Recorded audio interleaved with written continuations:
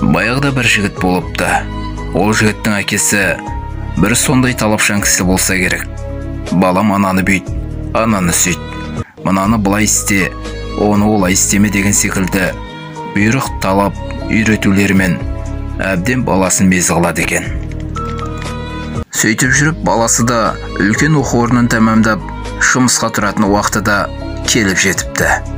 Бір күні үлкен бір мекемеден жұмысқа шақырту алып, сол жерге баруға таңертең дайындалып жатырса, әкесі шығып тағы да ақыл кеңесін айта бастапты. Әкесінің ақыл кеңесінен әбден мезі болған жігіт: «Әке, қойыңызшы, болды, мен енді жас емеспін, өзімді өзім алып жүре алатын жасқа жеттім, жетер енді», бәлкім деген секілді әкесінің көңіліне келетіндей сөздер айтыпты. Әке байғұс оның сөздері жанына батса да, «Жарайды, жақсы, жолың болсын» деуден арыға бармай баласын шығарып салыпты. Сонымен не керек, әлгі жігіт мекемеге келеді.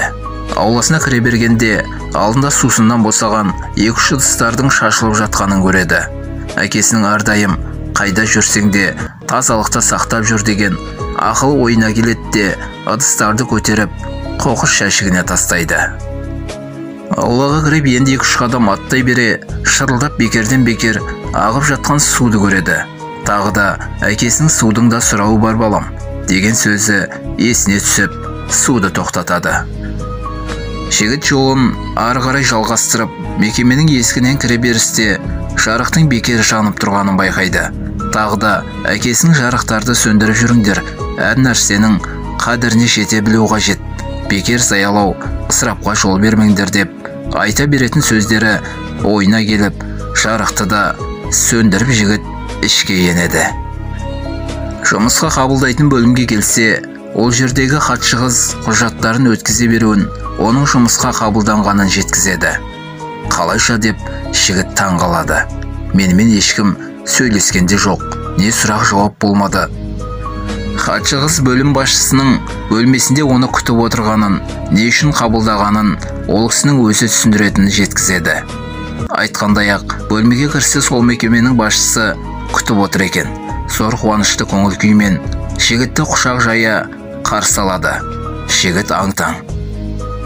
Мекеме басшысы жігітке жағдайды былай деп баяндайды: «Сенің кіреберісте тазалаған қоқыстарың, ағып жатқан су, жанып тұрған жарық, мұның барлығы бекер емес еді. Бұл емтихан еді.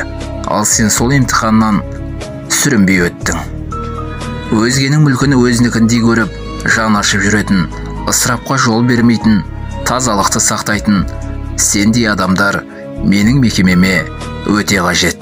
Ертеңнен бастап жұмысқа келе берсең болады. Ал бүгін үйіңе барып, отбасыңды қуант» дейді.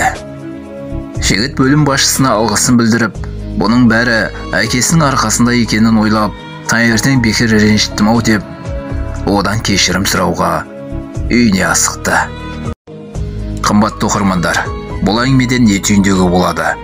Әке қадірі, әке беделі түскен қоғам деп көлгірситін, сол қадірін өз қолымен кетіргенін білмейтін, аузынан арағы мен шылымы сасыған, боқтық сөзді қарша бұратып, әйелі мен баласын сабаған әке деген атқа лайық емес жандар, сіздерге арналмаған бұл әңгіме.